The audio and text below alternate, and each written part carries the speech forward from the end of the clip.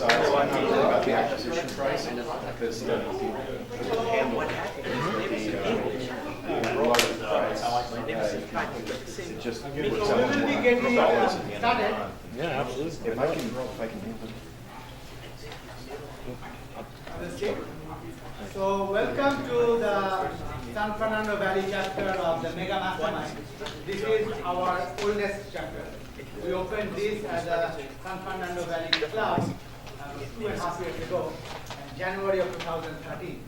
And since then, we now have different chapters. So our crowd is more dispersed. People in LA don't have to drive all the way. We actually had yesterday in Roland Heights, and today we are having here, and tomorrow we are having in Torrance. And we also have a Newport Beach chapter which will be resuming from next month. Cerritos will be resuming shortly. Cerritos, the story was we actually, other than this location, everywhere else we do in our own location. I mean, we do in a location where we get the space for it. The reason is that with that we can, all our other locations for now actually is free. We don't charge anything. This is the only one we charge because we have to take the fees. But all the other ones we also, because we do not do in hotels, we can offer food, wine, some refreshments. The hotels, they don't allow it. So in Cerritos, we used to hold in Anchor Loans building, and they used to give us that location for free. But this year, the owners changed, and they say they will charge us 400 people. So I have found another location, but I cannot. I'm talking to them. In Roland Heights, I am actually the broker of record of a real estate office, Realty One, and I do know. In Torrance tomorrow, we are doing it in First American Title. That's a very nice place to compliment also. And then in Newport Beach, we are doing it in the conference room of another land. So we always develop relations with other people in the industry, and we do it in different ways. So some of you know what we do, but I'm going to give you some updates and also give a background. I think there are enough new people, so I can go into my background. My background has been, I've been in real estate for almost like close to 15 years. And it's also the same time I've been in this country. So I used to live in Silicon Valley. My background was engineering, electronics, Silicon Valley engineer. I had a job. And one of the things that happened was, I found out that here, getting a loan is kind of easy, especially at that time. It took me 3 years to build my credit from zero to super high, because I figured out all the tricks how to deal with it. And then around 2005, by that, I came actually 2002. That was 3 years. 2005, my credit was perfect, and I found out how easy it was to buy property. So I started buying them without thinking. And at that time, buying was very, very easy. That was, I could not have chosen a wrong year. But that was not my, that was not a plan. It was just, it happened to be 2005 was about 3 years after I came to the country. So when I started buying those, I bought actually 80 to 95 in 1 year. And I just didn't know why I did that, but I just found out I could do it. And it was so easy. So I bought 95 properties in 1 year, and then 2007, and it was barely 1 year has passed and everything collapsed. So for me, see, here's the thing. That was, still called a negative, right? But many of my friends who also were investing with me, they quit. They thought, oh, negative, it's all crime. But what I did was, I turned that negative into a complete positive. Because in 2007, when the market crashed, I took some money out of them, and I then used that to buy a business in San Fernando Valley, non-real estate, a regular business. And that had more income than my job, so I was able to quit my Silicon Valley job. And I have never worked since. And I am so happy I could, because again, it's my personality. I cannot really work for others. My job was no problem. It was a dream job for most people. Top of the wall, best salaries, but for me, it just didn't suit me. I am not made to be an employee. I'm not kidding you not. Even today, I sometimes wake up in the middle of the night. I think I have a job. I can go ahead and sleep. And it's so strange because I had the perfect job. I had no problem with my boss. It was very good. Silicon Valley is very easy. I don't have to go on time. I could set my own hours. But still, having independence is so, it's like a bird who escaped the cage, is scared of the cage. So that's my background. And then after 2 years in the running the other business, I then got back into real estate because my strength was there. And I had, I have about 85 foreclosures. Some of the banks are still not foreclosing. It's slow. So I don't care. What I did was I started some flips. I did some other things. But then I found out that my strength was not in property, or my interest was not in property, but it was in the financing and the structuring skill. And that's where my engineering skill actually was very useful. So I then got into financing, and I started doing it ad hoc, different ways. But then about 3 years ago, we started our company. Initially, we called it Triumvirate Funding, which was the name hard to pronounce. And then I made it, now we are called the Funding Warehouse. So initially, we were a purely, only thing we did was hard money. Actually, one time, we actually still own the domain. We lend hardmoney.com. That's very clear. But that doesn't suit us anymore because we don't just lend hard money. We have become a full service lender. So we do loans from hard money to purely bank loans. We do from single family homes to multi-family office buildings and nationwide. So we have the full gamut of lending. The only thing we were missing was, as of last month, was the regular home loans, owner-occupied home residential loans. But now we still do that.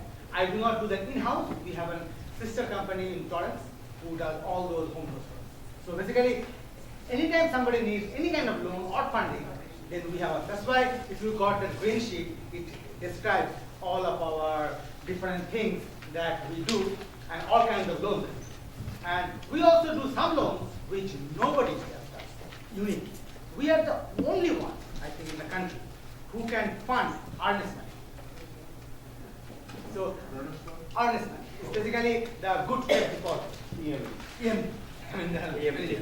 So what happens is, why it is useful is that is an absolute necessity for a lot of beginners and wholesalers, because, or a lot of syndicators, because you may have found the best deal in the world, and after you get the deal in your hand, you can get the money. But then it becomes a chicken and egg problem, because you cannot get the money without putting the deal under contract.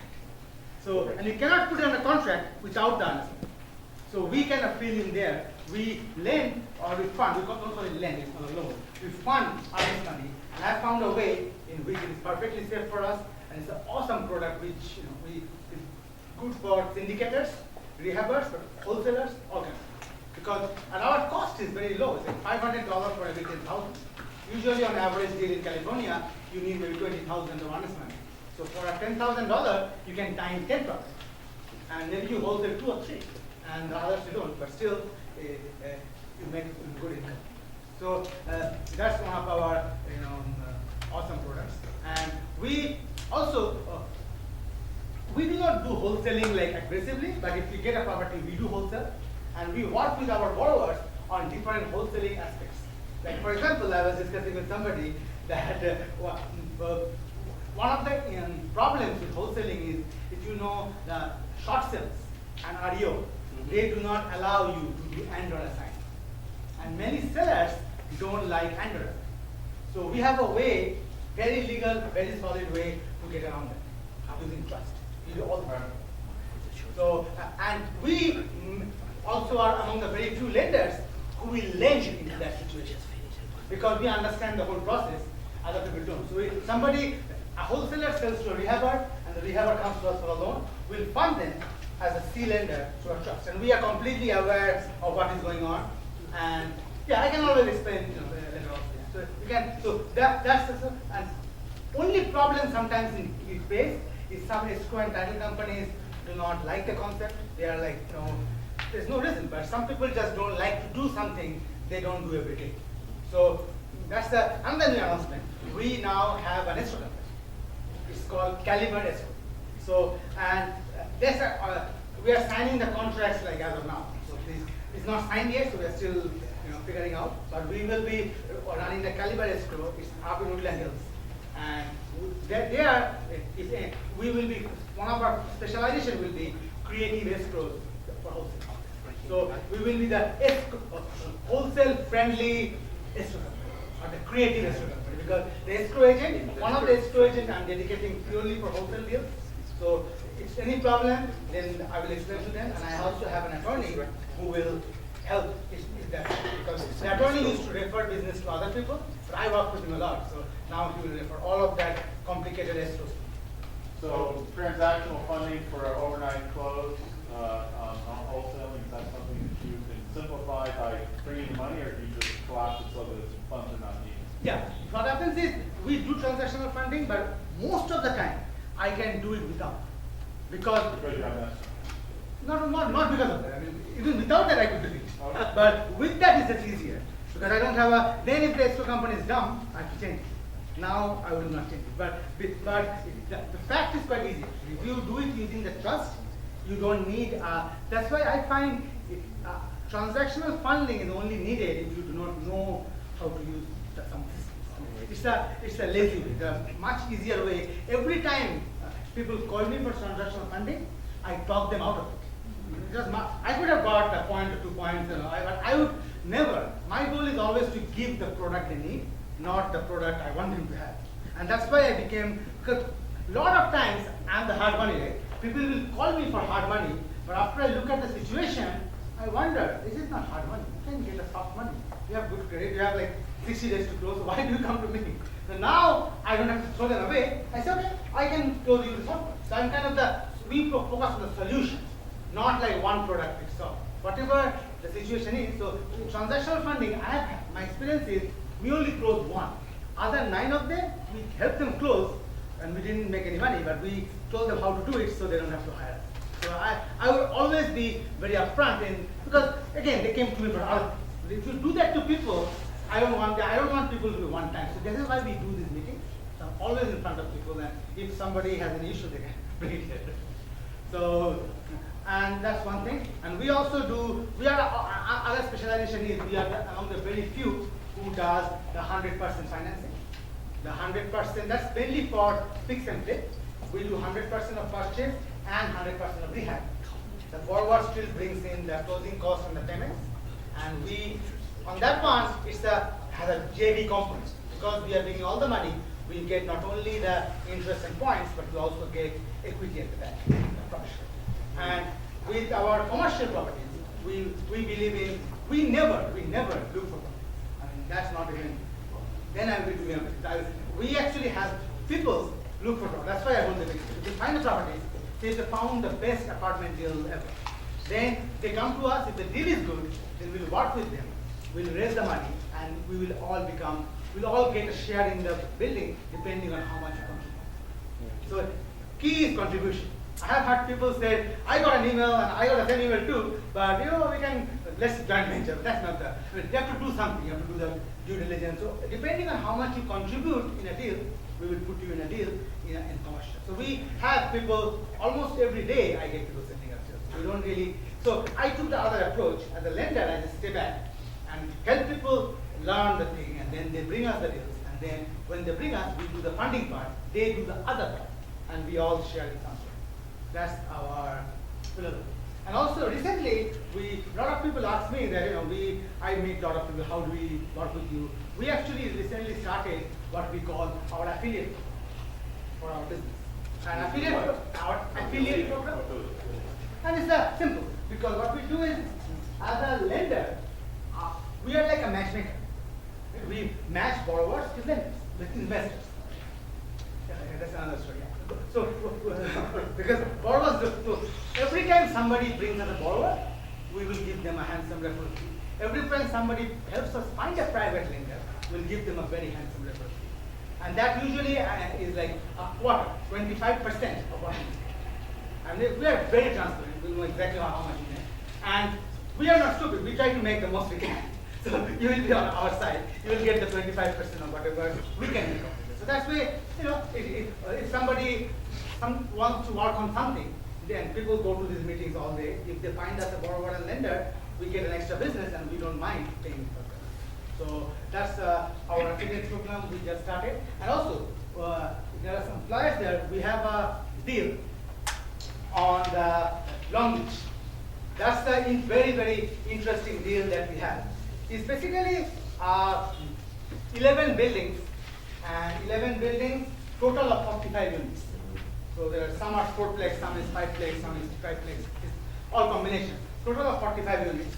And what is happening is, you could buy those buildings, and then the business which runs them will lease it back from you on a triple net lease. And the business is, they basically rent those out to halfway housing. And you know, halfway housing is basically they rent out to prison criminals, people who are out of prison, different kind of people who are not like, you're not halfway. So, and those are paid 100% by the government, by the agencies. There are about 20 agencies, prison, parole, county, alcohol and drug, all kinds of it. So they pay for those, and their income is very high because they pay per head. And you can put 24 heads in one fourplex. So 24 heads in one fourplex times 600, that's Those are 1-bedroom fourplex. yeah. Small, If it's small. 2-bedroom fourplex, you could put 48, right? 6 per bedroom. Yeah, not exactly. They say usually the rule is you put 6 per address. So that's why we look for small fourplexes. The big fourplexes can Stack them in like cordwood. yeah. It's like there's some kind of a rule about 6 per. So that business is going to rent back from. So somebody can buy those properties, and they can get to own a Los Angeles property without all the hassle. There's no management, no maintenance, no vacancy, because the business is taking care of that. They write them one check, and the business takes care of everything. Because the business makes a very high income, and the business will pay the market rent that a family will. But if you rent it to a family, you have to now take care of expenses, eviction, all kinds of stuff. But with this, there is nothing, because you get and then it's a Los Angeles property. So, and to make it even sweeter, those properties you can buy without getting a loan, because they actually have a loan, and you can just buy them subject to. Of course, the cash you have to come up with the cash. So the properties are total 6.5 million, 45 units, 11 buildings, but the loan on them is about 4 million. So basically 2.5 million, and that's it. There's no loan assumption. The loan will stay in the seller's name. So that way, you don't have to get a loan, you don't have to qualify for a loan, you don't have to be responsible for a loan. So that's where you guys come in. That's where you guys come in, is down payment. No. No? Oh, then what do you do? So our goal is, the current owner now owns the property and the business. So we are selling the property to get the owner the money, and then we get the business. So we don't care about the property. So we are selling the properties to whoever wants them. We will run the business. So we'll make the spread of the income from the business minus the income from the property, and that's normal. If I rent an office, the building who owns the office, they make a rent from me, and I get the income from my mortgage business, and I make the spread. So it's simple. It's a business. So the business makes the income, and then the property, they get the rent for the property. But the advantage is, unlike renting to families, they have no expense or no vacancy in the property. That's the number one advantage. Number two advantage is, you can actually, because of that, your cap rate is very high. In Los Angeles, it's 8 cap, which is very high. And also because of other advantages, your because cash flow, because the loans are all about 3 or 4%. So with that kind of and because you're not getting a new loan, there's no closing cost, very low closing cost, no loan cost, and it's a very easy closing. You just come up with the cash, and that's the difference. So it's also very good for foreigners, because there's anybody can subject to. They're not assuming them. So that's something we have, and we always come across very, very creative deals like that, and we're working on several. And over the next month, as you come to the events, you will hear about more. So that's very cool. And then, so you say, I think you said something like $4 million. This property, about $2 million is subject to? no, it's 6.5 million total. Oh, 6.5 million. And somebody doesn't have to buy the whole thing; they can buy few. Well, that's okay. I'm just saying, generally, those sweeping numbers are. 6.5 million is the property. Uh-huh. 4 million is the existing loan subject to. Okay. So somebody has to come up with 2.5 million cash. And then, but the good thing is they are getting, I think the net cash flow after all the payments and everything is 25,000 a month, which is ending up being 80. That's how I came up with the, no, actually that's a cash on cash. Cash on cash is about 12%. Under 12. And the cap rate is about 8. So that's the a deal which, either you or you know somebody. So, yeah, I think that's all I have to say today. If I remember something, I will say more. And so another thing. Well, we also, as a lender, we also do a lot of seconds. And one of the things, there's a lot of misconception out there which says that seconds are dangerous, seconds are scary, and I try to always address the misconception. One of the things to remember and think is that when you buy a house and get a loan from Bank of America, then who is the first? And who is the second? Whoever don't. Say, and think of this. Now if you go and buy the same house, get a first from Bank of America and get a second from Wells Fargo. So now, who is the first? Bank of America. Who is the second? And who is the third? You. So the borrower is always the last in line. So second is not more scary. Is not more scary than owning the property. If any property you would have owned anyway, you should not be scared about being in the only difference is, because you are a second, you don't have the title. So if the borrower doesn't pay, you have to snatch the title. And that's called foreclosure. Snatch is a loose word. It's called foreclosure. That's the same thing for the first. It's just you have to foreclose in front of the first. Yeah, we have to take the property. But here's the thing. The way we do our seconds, you do not have. You can, but I do other things. One of the things we do is we actually get a lien, because our loans are all business purpose loans. So they're not more human. We usually don't do individual loans. So there's always a company or a trust or an LLC. So we put a lien on the beneficial interest of the trust or the share of the company or the membership interest of LLC. And those are personal properties. So if they do not pay, we can take those, and it doesn't have to go to the state.